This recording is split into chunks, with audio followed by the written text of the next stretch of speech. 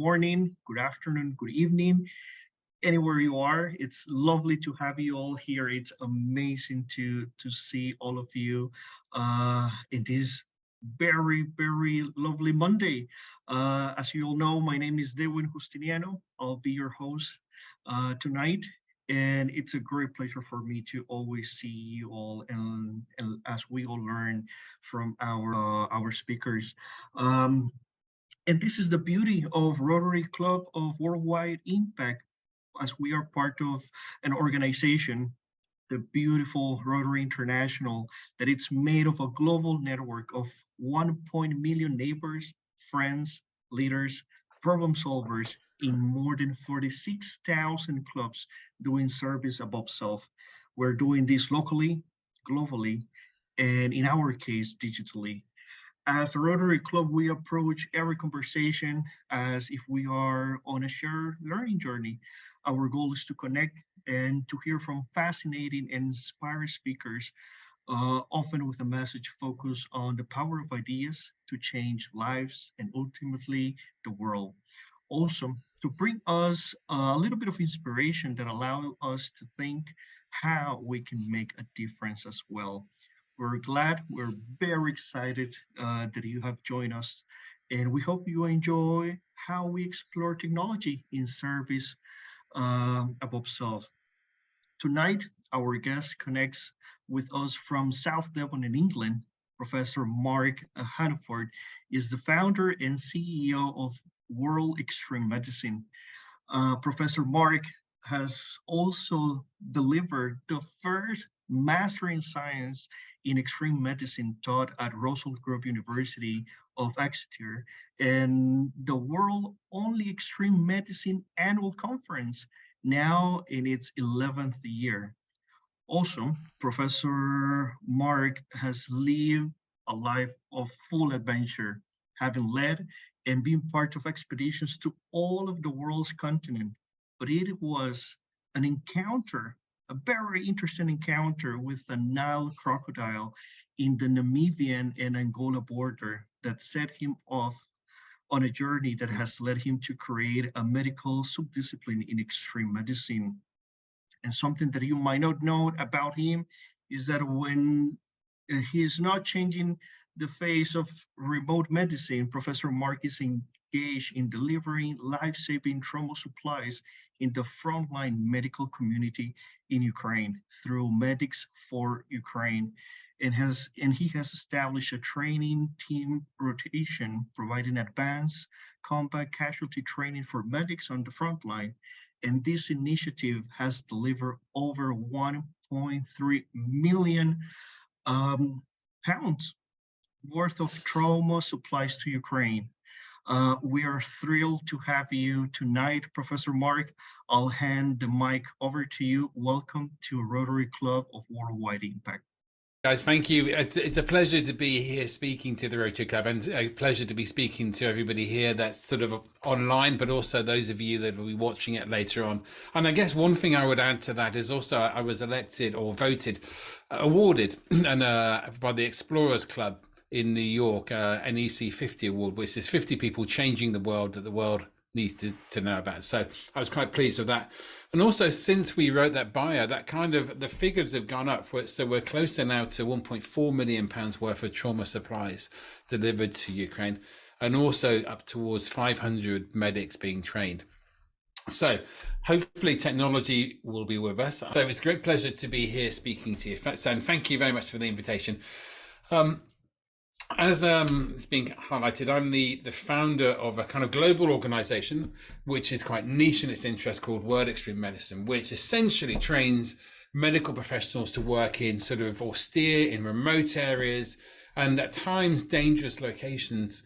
And, you know, from our point of view, we kind of sit at the interstices of these different types of medicine, which traditionally and previously were sort of quite siloed. They'd sit in their silos, you know, advance by themselves, but actually the sharing of knowledge wasn't as great as it could be in terms of improving medicine in remote areas. So, you know, the pre-hospital environment where we're talking about air ambulances there, we're talking about mountain rescue groups, the Coast Guard groups that I'm a member of here in the UK, the special forces and tactical medicine, actually a lot of great medicine, sadly, comes out of warfare and conflict.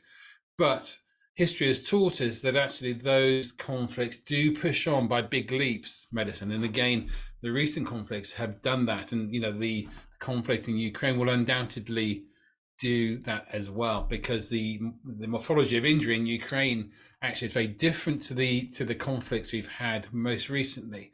And then the expedition and wilderness bit, which is where I'm from, which is where my background is from. So actually, I'm a non-clinician. My background is in austere travel and expedition logistics, and making sure people, when they go out on these big expeditions, trying to ensure that they all come back in one piece and with all their bits attached. But also the disaster and humanitarian, responding to sudden onset disasters, to earthquakes, to hurricanes. And then lastly, but certainly not least, is space and aviation, because a lot of new science takes place up in the International Space Stations. It's a unique research environment, but also the space community, NASA, the European Space Agency, and the others, they research and spend a lot of time and a lot of energy working out how to keep their astronauts safe in remote locations. Everywhere in space is remote, and everywhere in space is trying to kill you. So they will spend a lot of time and a lot of effort trying to keep their astronauts and space travelers alive. So, bringing in those different sort of silos of knowledge and building a community in the middle called extreme medicine, is our aim. And we've gathered around us, I guess, sort of 250,000 people who follow us, medical professionals around the globe. So, some of the conversations on our chats, when somebody asks a question about a remote disease, some of the input is incredible in terms of the knowledge and the experience that sits out there in that community. And we're providing like a platform, a community where that knowledge can be shared through the MSc program, as you kindly pointed out in the conference.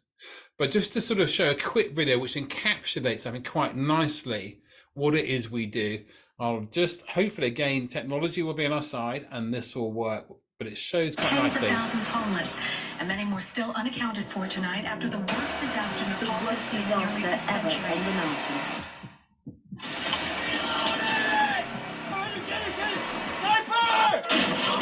I said, be ready from now on, and you never know what's going to happen. And now out of control in West Africa. Guinea, Liberia, and Sierra Leone, countries where nearly 600 cases of Ebola have been confirmed in Guinea, Sierra Leone, and Liberia.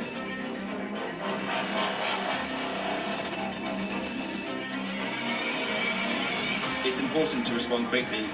Just a few hours can make all the difference.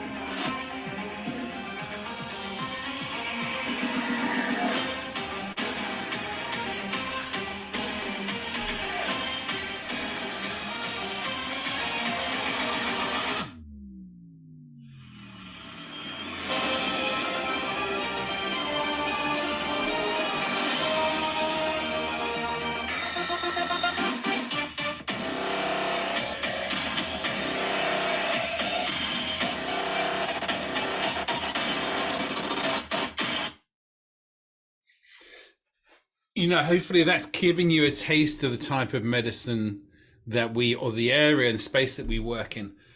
And I think we can justifiably say that actually we're one of the few communities in the world where your tactical medicine, special forces medicine community can sit on the same stage as your humanitarian and your disaster medicine colleagues. And with NASA and the European Space Agency and others, typically those are difficult bedfellows in terms of the politics, but actually the politics of our community is about better medicine in remote areas. So nobody's wearing a uniform, the politics are left behind, and actually the current theme is medicine and how we make it better and how we actually save lives, how we improve medicine, how we improve recovery from trauma, and actually how we work as a community to deliver that better. And as you kindly mentioned, we run an MSc in extreme medicine. At the moment, it's at the University of Exeter Medical School, but to be launched towards the end of the year is Northeastern University in Boston, and our third master's course down in Australia. So what we want to do is also back all of what we do and all of what we talk about by academic sort of rigor to make sure, I think the lots of sort of urban myths get carried through with this type of medicine, because one person says to somebody else from what happened in their last expedition, it seemed to work, and therefore it becomes the truth. We want to work on that, but we also want to dispel some of those myths by having academic rigor, looking at these sort of modes of practice and making sure they are correct, but also invigorating and investing in new research. So actually the whole field moves on further and further. And I think there were two reasons for that. Well, in fact, there were three reasons. One is, extreme medicine and the practice of this type of medicine really came to the fore with the global COVID pandemic. Often within hospital systems, the only people that actually had the type of experience that initially was needed to deal with a pandemic of the COVID size were the extreme medics. They were the people who had experience from Ebola. They'd had experiences from working in sudden onset disasters or working in a military setting. Now, they had the knowledge to take your sort of big city hospitals and turn them into COVID hospitals. The second bit, and it's on all of our minds, I would suggest, is climate change. Climate change is going to create an environment where actually a lot of our medicine, a lot of our healthcare is going to be taken out of its traditional setting, will need to be applied in remote areas, or less remote areas, but in low resource areas. And this is going to become more and more the mainstream medicine that we'll be practicing.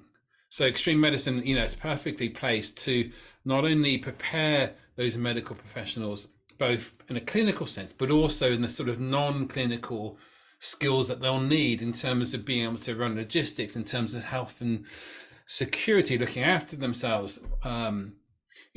The mental resilience needed to deal with these situations is going to come to the forefront. It's already a big part of medicine, or at least it should be in most countries. But as climate change and the world changes as a result, that's going to become more and more important. And actually, medical professionals with this second skill set of skills, this toolbox of skills, the ability to work in teams, to be both the leader and a good team member, is going to become more and more important. We get to work with some incredible partners, including AMP Service. This is NASA NEMO. This is the analog training center for NASA prior to deployment into space. It's an underwater habitat. It's the closest on Earth that astronauts can get to actually being on the International Space Station. Since the beginning of the pandemic, we've been really fortunate to work with an amazing partner in terms of Paramount Studios. We've worked on a number of films, including Mission Impossible, Jack Ryan, Transformers. Really, for us, it's been an incredible partnership. But as I've intimated, we also get to work with incredible folk from organizations like NASA. In fact, we have our own annual conference coming up in about 2 weeks. In fact, it says on the screen, the 19th to the 21st of November in Edinburgh. And we have 3 amazing astronauts coming to share their knowledge, not only about space medicine, but also working in austere low resource environments and how they've ended up in space. But as kind of was highlighted at the beginning of this presentation, as a non-clinician, how did I kind of happen into this field and become, I guess, a leader in this field? And I have been sort of working in this environment for the last 27 years.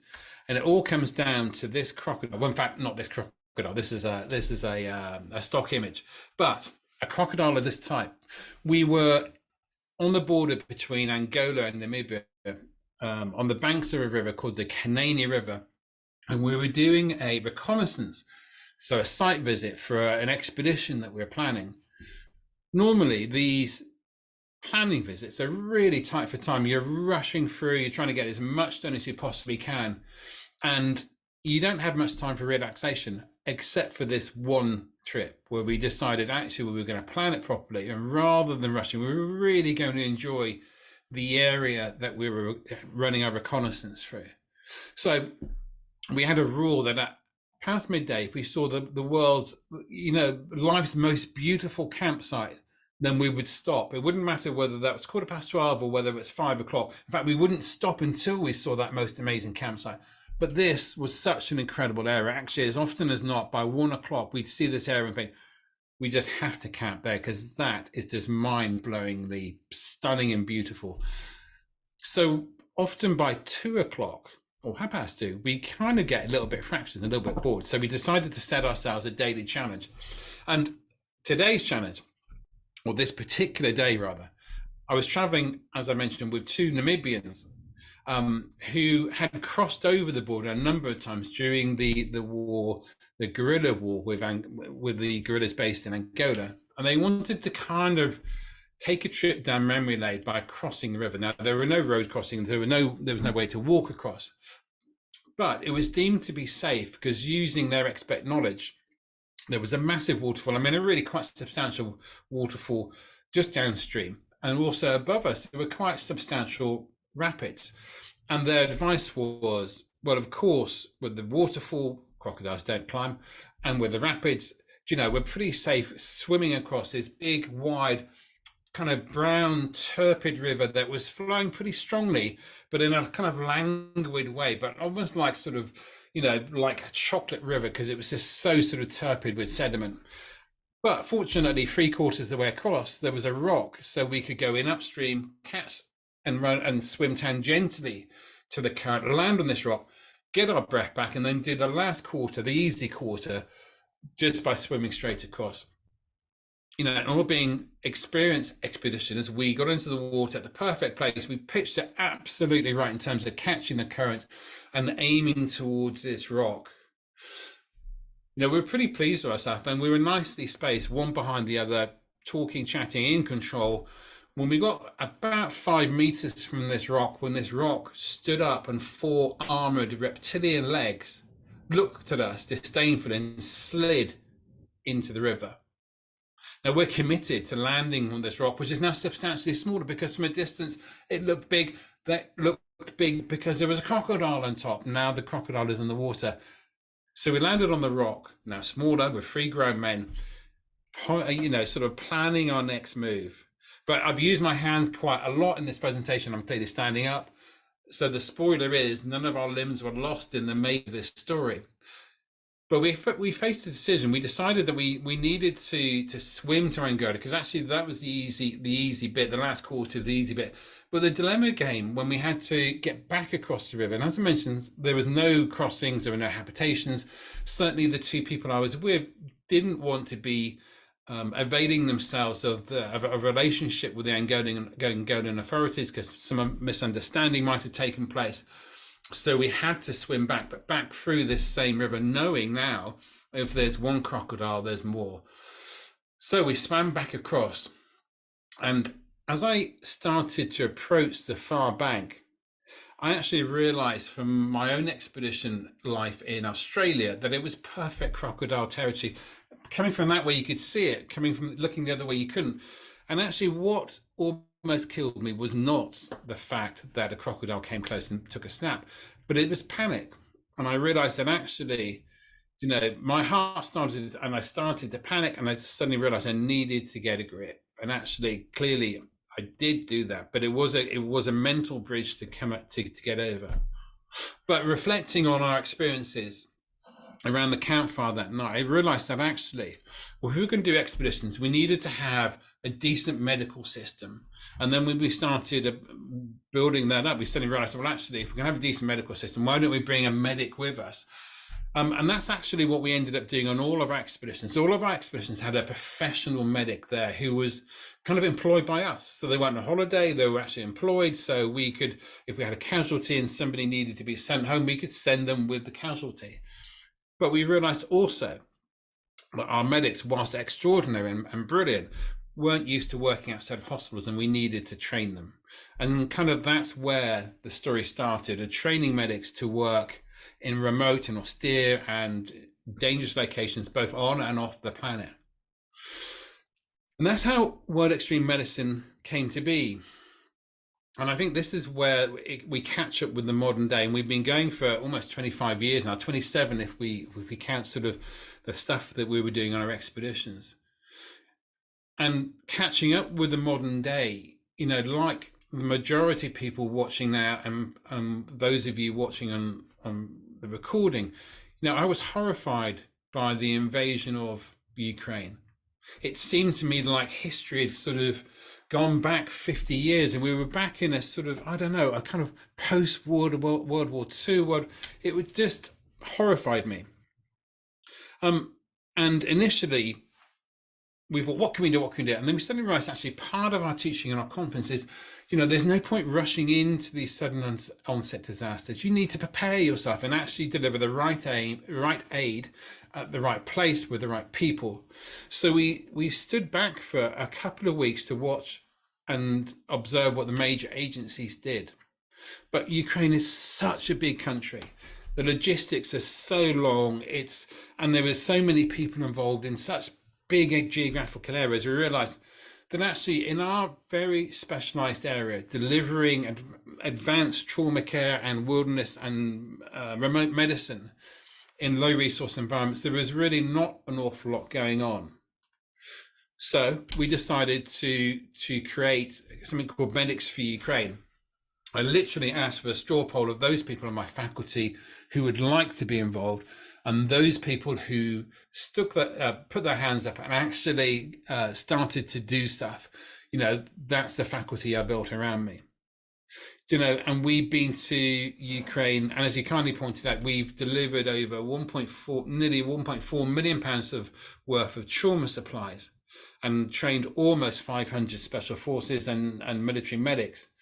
But this is a war, this is a conflict where actually it's very much the civilian population is caught up in the conflict, one by the nature of the conflict, but also because of the clear transgressions of the Geneva Convention. This is a jet wheel from the fuselage from the body of a plane going over a small remote village. And I think one of the things that I find personally about this conflict, and I'm able to relate to, we have done similar projects in Syria, delivering a pediatric hospital when the last pediatric hospital was destroyed in Aleppo, and not dissimilarly just delivering educational resources to our medical colleagues in Myanmar during the coup. They weren't used to gunshot wounds and blast injuries, so we produced a lot of material that was both in English and in Burmese for our colleagues there. But this is so much like the rest of Europe. This could be your parents' house, your family's house, your grandparents' house, and behind this wheel was a house of an older lady who was cooking dinner one night when this jet was shot down over the village. It traveled through the village, leaving a sort of burning swathe of destruction through people's houses. And the house behind, most of the houses, are still there, but badly damaged. Behind was just completely incinerated, along with, sadly, the woman who was cooking in her kitchen. So this isn't just between armored vehicles and soldiers. This is so impactful on the human environment, the civilian environment.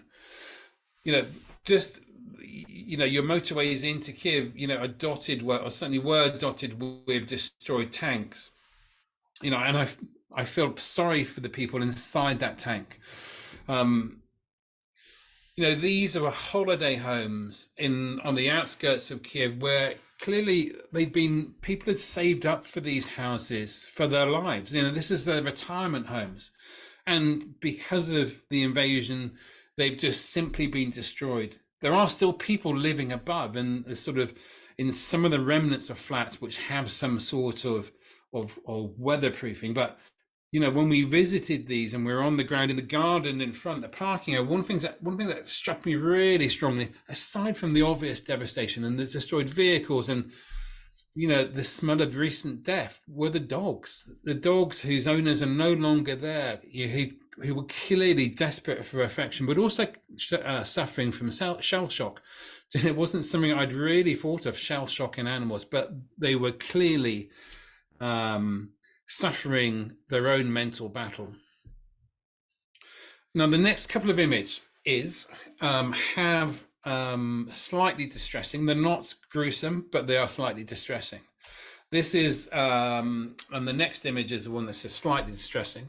This is a young man, a chef, who was going out to his back garden in the middle of the night, going for a wee and watering his plants when a missile landed indiscriminately. He was nowhere near a military target. He unfortunately lost both his legs in that explosion, and he tourniqueted himself in his garden. He lost his wife in the house was destroyed. He tourniqueted his own legs and survived the night until a patrol in the morning picked him up and got him to medical care. But this young man's life has been destroyed for no reason. This is a chef going to the toilet in his garden in the summer in the middle of the night. This should just not be happening. Not dissimilarly, this is a farm labourer, again working in his field, and again, because of the ludicrousy of this invasion, his life has been forever changed. And I do wonder whether that individual himself has actually survived the trauma of his incidents. So we decided we've been focused on delivering life-saving trauma supplies. We don't actually necessarily deliver to the military. Actually, it's whose need is greatest, but clearly the need on the front line is fairly great. And so we built relationships with units scattered throughout Ukraine where we deliver trauma supplies. The idea is we deliver these boxes and it will last a medic, like a mini field hospital for 5 days. And I'm going to show you a quick video if you don't mind. The first box is half empty, but the others are full. But it says, maybe it's not the best video, but it shows. Dear friends, we get a new helping from World Extreme Medical, and we're so very thankful for everybody who helping us. Right now we're in Kherson region on the zero line. It's not a lot of us here because right now we move so quickly, but we want to open those boxes and show what we get from our friends.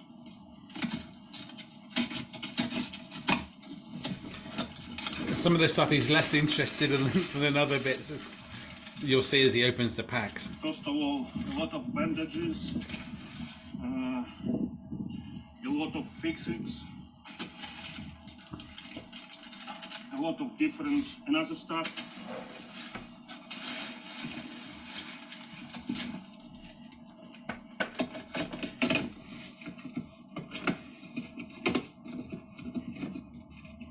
And a lot of stuff like that you can see. We really need it because it's right now our military, we're going forward too fastly and we really need your help. And I believe that everything what we get from yours will help us. So, and that was obviously filmed in the summer, and the circumstances have changed since then. We're into winter, and then the advance is slowing down. This is the major lieutenant colonel in charge of one of the big military trauma hospitals. He describes talking about people, people our parents' age, our grandparents' age, turning up to the hospital with injuries, but their life packed into two carrier bags, and that's all they have left. So how do we do this? We're using volunteers. Everybody in the organization gives their time freely. This slide shows us crossing the border into Ukraine from Poland. And on the left is our amazing fixer called Svetlana, who picks us up day or night, doesn't matter what time it is. And quite often it is 4 or 5 o'clock in the morning as we go across the border when they're quiet. And she's Ukrainian, been displaced by the invasion, and now uses her entire sort of time to support people like ourselves, ferrying people backwards and forwards across the border. Border crossings can at times take 5 or 6 hours. So hers is an endless task, and one that she does with utter dedication and a great deal of humour. We use volunteers in UK to drive our supplies out to Poland, where they then cross over the border with the great help of the Polish Red Cross to our warehouse in Western Ukraine, where it then gets distributed. We use local volunteers who head up an organization there to interface between us and the people that we supply, whether that's civilian or sort of military units. And then we work with the units themselves or hospitals themselves to explain and to train them on the material that we're giving them. But it isn't just limited to sort of the conflict medicine, if you like, or supplying the units that are on the front line. a number of the hospitals in Ukraine itself, are amazing, and they have amazing staff, but they fall short sometimes of, critical ingredients for their treatment plans, like this whole hydrocortisone was in short supply before the conflict. Now it's virtually impossible. So, delivering on request medications like that to hospitals across Ukraine, and then giving individual units, individual medics. These people were all civilians before the invasion, civilian medical professionals. Now they've been conscripted in, and they're unit medics or sort of field hospital medics. So giving them the supplies and equipment that they need, but also, and importantly, training. We can bring the experience that sort of our faculty, our wider faculty, our sort of global faculty have of providing military medicine in different places, and bring this to Ukraine and give them survival skills, not only for themselves as individuals, but also for the people that they're treating. If they can treat, the Ukrainians can treat their casualties quickly and effectively on the battlefield. One, their survival is obviously improved, but also downstream, their recovery and the quality of that recovery is greatly increased. So it's providing training teams. We have one training team that's just coming out of Ukraine today, and we have another one that's in country training a number of people tomorrow, and they will be there for the next sort of 2 weeks.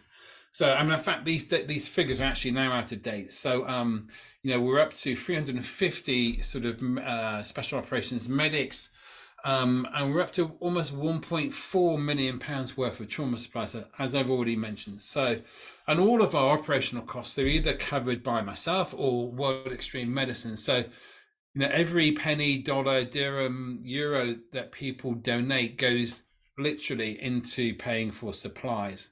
All the transport and everything else is paid for by myself or World Extreme Medicine. And what do we need? Of course, in order to buy supplies, we need money. Money helps, but also we've found that actually lots of people have trauma consumables. They have bandages, they have hemostatic agents, which you put on a bleeding wound to stop the bleeding. They have, and as winter approaches, they have cold weather clothing and sleeping bags that actually we would otherwise buy. So if we can get donations of those, that really does help. And if people can get them to our distribution hub, either in Poland or in the UK, that really helps. And actually access to near expired supplies, because this stuff gets used so quickly in Ukraine. Actually, the fact that it's near its due date actually really is not here nor there in this environment. So I'd like to just show you one last video.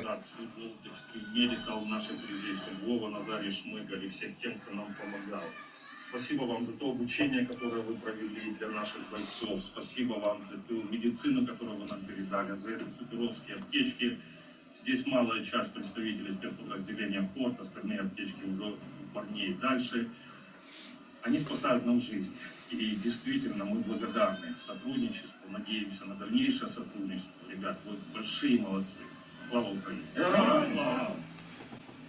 And I would highlight all the people in that picture were civilians before the invasion. These are not professional soldiers. These are people who were chefs, who were drivers, who were managers, marketing managers, and obviously medical professionals. This has been foisted on them. So, the support we can give them goes a long way. It also demonstrates that they're not fighting this invasion by themselves, that actually people outside of Ukraine are also as equally disturbed by what has happened as they are themselves. So that kind of sums up in a sort of whirlwind tour what we do at World Extreme Medicine. And as I mentioned, it's a great pleasure and an honor to be joining you tonight. So I guess that's my presentation. I think I've kept to time, so thank you. Thank you so much, Professor Mark. Please, we can virtually give a round of applause to Dr. Mark. Definitely. I'm speechless. Wow. I think all of us, we have learned so much from your presentation. Thank you so much for sharing your experience, your work, and all the big scope of World extreme medicine. Now we open the time for Q&A. Uh, if if any of our colleagues, guests have any questions, we are delighted to open this time for questions and answers. You're welcome to open your microphones. You can raise your hand using the virtual icon here in Zoom, or you can also add your question in the chat option. As I mentioned previously, Professor Mark, over these 27 years of working in this field, I know that you have faced so many challenges, especially in recent years. Uh, in regards to the current challenges in Ukraine, could you share with us a little bit more about all those challenges in terms of the military training, which we believe it's a little bit complicated in these kind of circumstances?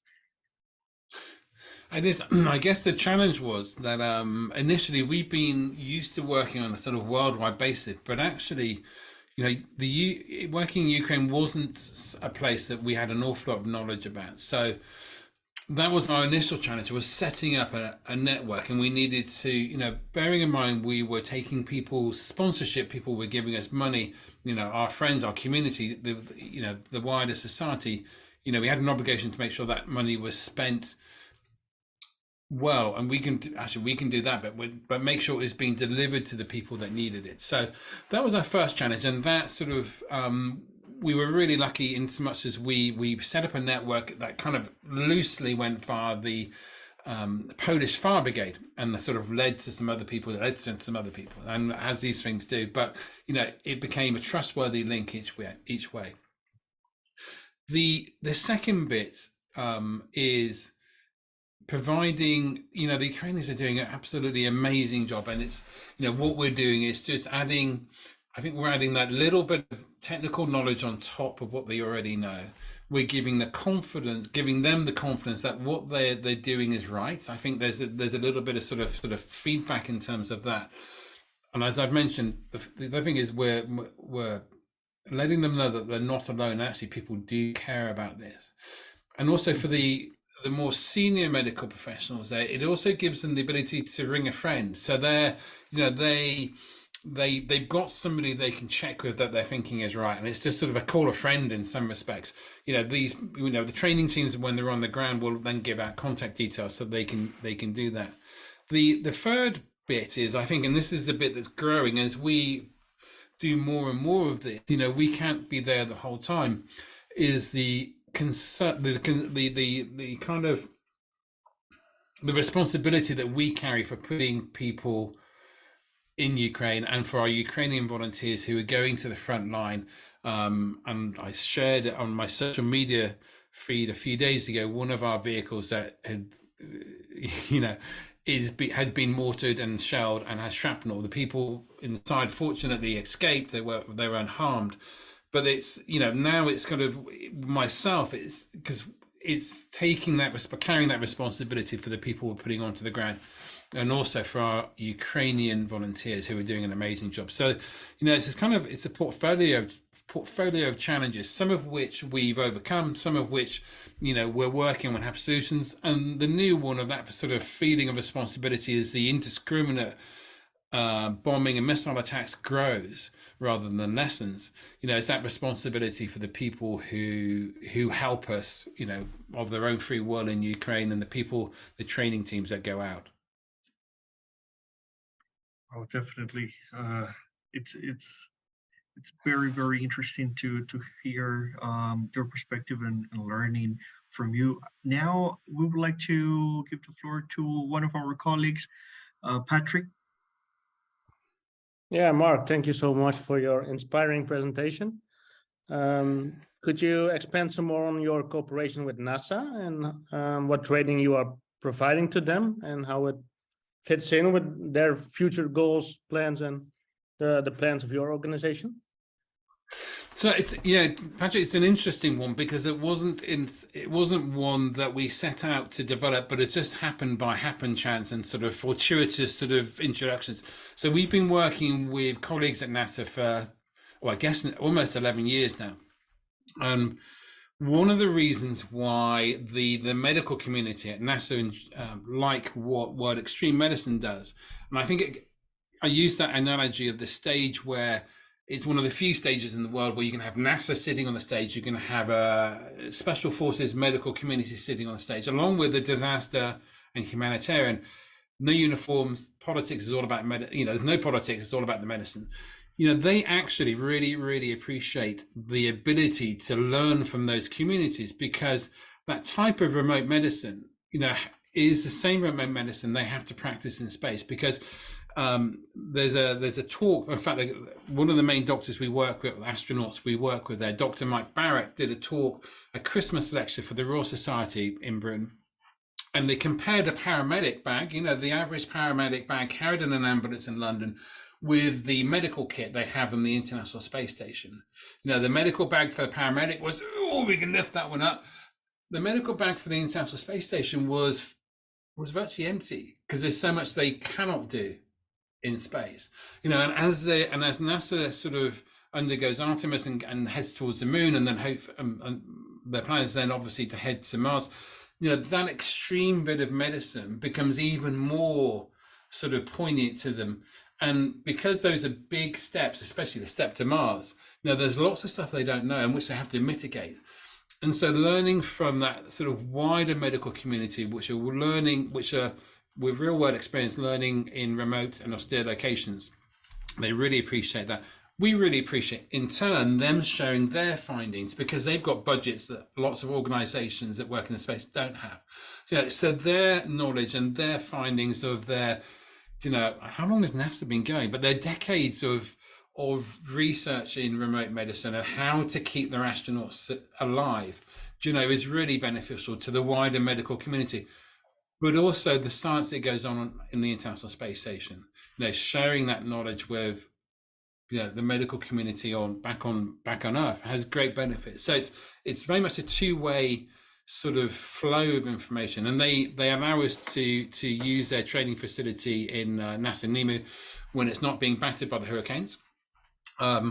So it's a sharing of knowledge, and that's kind of our relationship. We have, for each of our conferences so far, I've had a welcome message from the International Space Station. Last year we were going to have a live broadcast from the International Space Station. You probably don't remember, but last year there was quite a big delay with the astronauts going up, which meant actually it was getting a bit tight for our conference to get the live broadcast. So we decided, they set it up. Well, we, through our work with Paramount, got Tom Cruise, and they offered up Victor Glover, who was a Space Dragon capsule pilot, and we put them together in an interview. And, whatever your thoughts about sort of, actors in Hollywood, Tom Cruise did one of the best NASA interviews that has ever been done. He did absolutely masses of preparation, and Victor was just the best person to be answering those questions. There was such a great energy. And this is accessible not only to the medical community, but to lots of other people working in this space. So it's about sharing of knowledge. It's about sharing, trying to remove the politics, and it's about just sharing experiences and making medicine better. So thank you so much. Thanks, Patrick. Thank you so much, Patrick, for this very interesting question. And leading to this question, especially in the global community of medicine, we have one question from our colleague Raquel. Have you received any resistance from the medical community because you are not a clinician by profession to perform these kind of trainings? So, yes, and essentially I sit in my company surrounded by medics, and I'm virtually the only person who's not a medic. So we get a lot of assistance, and everybody on the faculty, bar me, and then one or two other exceptions, are medics. And the medical community has been amazingly supportive of our efforts in Ukraine, but also in the other stuff that we do. And I feel extremely fortunate to be kind of a, I guess what would be the word, a welcome guest in their community. I think I can probably say that after 25 years. And the extreme medicine, this bit of medicine that we work in, attracts some of the brightest and most energetic and adventurous medics in the world, and it's really quite an amazing place to be honest. And the more people that we can reach outside of our kind of traditional markets of Europe and the UK and Australia, if we can reach into the areas that the Rotary Club gets into in terms of Asia and sort of Far East and Africa and stuff, that would for us be completing the circle, because this type of medicine and also the people there's knowledge and experiences, bringing those two together would be incredibly powerful. And it's something we're working on more and more, but certainly spreading the word would help. I think the scope of your work it's incredible. It's amazing. I have a question. I was wondering, because Doctors Without Borders was already there, I assume. So how is your competition or cooperation with them? Well, we work quite closely. So we're primarily, if in a normal circumstance, we're training people. So in a way, we're providing people who go to MSF or Doctors Without Borders better prepared than they would otherwise be. But a good third of our faculty work for MSF. This is the first time that we've deployed onto the ground, and I don't think we're going to make a habit of it, because the organizations like MSF are so much better than we are. But in Ukraine, especially and specifically, there's just a huge vacuum, and it's one that we, felt able to fill on this particular occasion. But for Doctors Without Borders is a partner of our conference, and and about a third of our faculty either are with MSF or have been with MSF, and if they're not, they are planning to. So it's a kindred spirit. But we typically are training whereas they're delivering. I just received one more question through our chat. What's next for World Extreme Medicine? What's next? Well, I tell you what, I'm going to answer Jeffrey's question, which says, when there's so many different areas, how we train for the different scenarios. And I think that's a good question from Jeffrey, in so much as it does. What we're trying to do is break down silos. So a lot of what we're training is not actually necessarily the clinical skills. It's the other non-clinical skills that go around that, in terms of logistics and security and self-awareness, working as a team.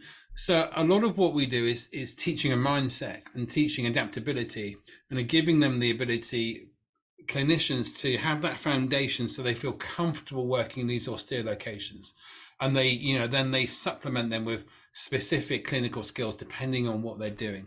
So, that's in terms of the answer for Jeffrey, which is a good question.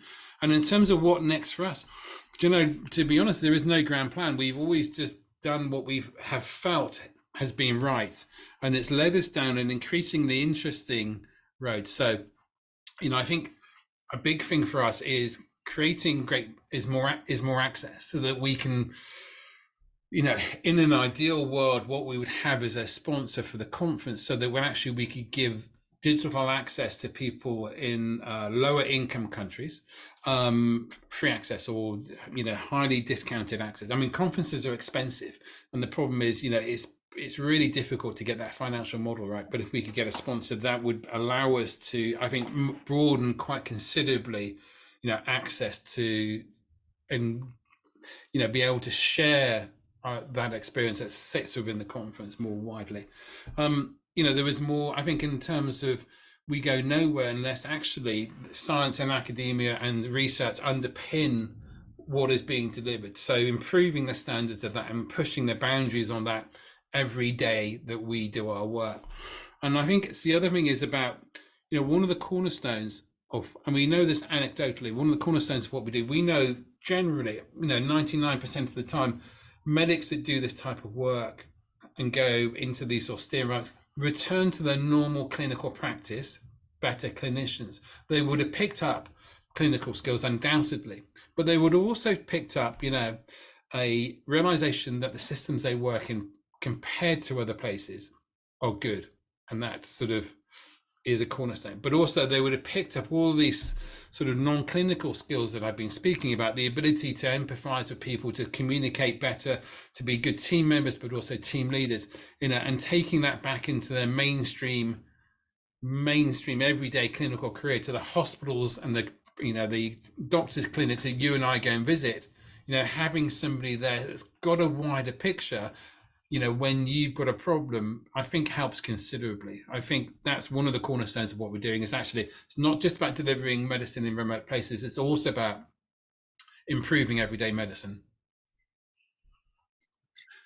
At the beginning of your presentation, Dr. Mark, you mentioned about the importance of the collaboration between research and academia.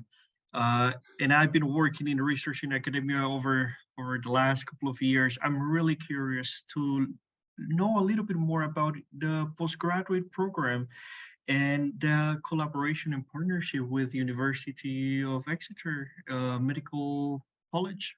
Well, thank you for asking the question. It's one of my sort of pet projects, I guess. It's so it's a relatively new program. I think we must be 6 or 7 years into it now. And it's as you mentioned, it's a postgraduate project, primarily for clinicians or medical professionals. But as I mentioned, there is clinical training, but a lot of it is that the other stuff that packages their ability to deliver stuff remotely.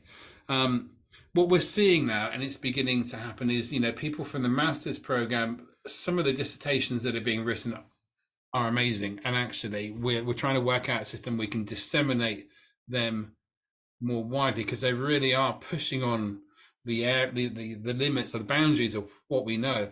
Because there's the dearth of research, for instance, about female explorers. There's lots of male explorers. There's lots of sort of military sort of research, but there's a dearth in terms of how women react in super cold environments, and it turns out they do just as well, to be honest. But so that needs to be consolidated and pushed out. But some of the people now finishing their MScs and starting to go into the doctors really are doing original research that's never been done by anybody else. And once we get those foundation stones and sort of start throwing away some of the older knowledge that's been accepted as fact for so many years, and actually delivering proper research that highlights where this medicine needs to go, then I think we're on a good cornerstone. And we have, as I mentioned, a program starting in Northeastern and Boston, and another one in Australia. And if we can get that geographic spread, I think it becomes a really solid foundation. Very, very last question as a follow-up is, we know that this is specifically for professionals in the medical field, but it could also be open to other professions. It can be. It's something that I'm educating. It's something I'm educating the universities on, because essentially, because I'm a non-clinician, knowing how a medical mind works and what my doctors and my paramedics and nurses need when I'm on expedition makes me a much better leader, because I can cater for their needs. So whilst the universities have kind of insisted that the public facing bit of the wordage is all about medical professionals, we also accept in exceptional non-medics, where going back to Anna's example, the MSF or Doctors Without Borders logistician, if you're working in a remote area and your medical team get taken hostage, it's your logistician or your sort of senior manager that have to sort of manage that. So it's knowing what those medics are going through and the way they think, and the stresses and their demands and their sort of mental health, as a non-clinician, is a really valuable skill set. So there is a sort of doorway for exceptional non-medics as well, because it's really valuable for those people to know. I think I waffled on that answer a little bit, but you know what I mean. Definitely, absolutely. We have one very last question that we don't really want to miss, and I received this question in one of the private chats. Mark, what was the first thing you thought when you faced that crocodile? My first thought was thank crikey, although the word might have been slightly different. Thank crikey, I'm the third person in the line. There were two people in front of me going to land on the rock before me. That's what I thought. And then my second thought was, actually, I want to go onto the rock quicker. I don't want to be the third person, the tail end Charlie. It's always the tail end Charlie that gets taken off in the films. So it was the first one was phew, and then the second one was, oh, crikey. Thank you so much for your feedback, for all your answers. I believe we all have enjoyed so much this program session. We're definitely glad to have you with us. Thank you everyone for your questions and for joining us in this recording. You may be hearing this recording on your favorite podcast service. You can also watch it on our YouTube channel, or you can view it in our website. If the latter, we really hope that you can scroll down and add a little bit more in the discussion section. You're also welcome to leave any comments on what you think about this program, and also to reply to any other comments in our website. I think this is a great way to collaborate and to enhance our knowledge. So with that, I would like to thank Professor Mark for being here with us, and we would like to give you back the mic for one last word. Thank you so much.